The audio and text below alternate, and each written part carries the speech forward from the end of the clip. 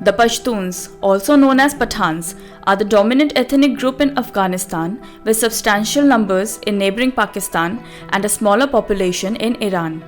India too has had Pashtun dynasties during the period of Delhi Sultanate 13th to 15th century with the Khiljis, Lodhis and Suris.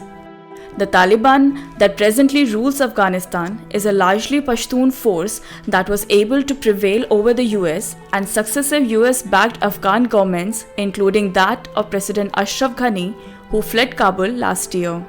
Interesting to note that Ghani was himself a Pashtun, as was his predecessor Hamid Karzai. Apart from the Taliban, the other Pashtun groups include the Tehreek-e-Taliban Pakistan, which is fighting a guerrilla war against the Pakistan Army, demanding Islamic law in tribal areas where its tribes people dominate.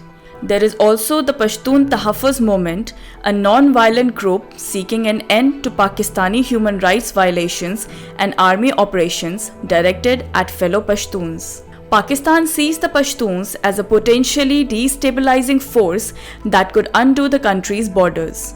This is because there is a large population of Pashtuns in Pakistan, numbering over 35 million, who could be drawn to the idea of a purely Pashtun nation-state uniting all the tribes in the region. If a Pashtun state does come about, it will expand at Pakistan's expense, shrinking that country to Punjab and Sindh.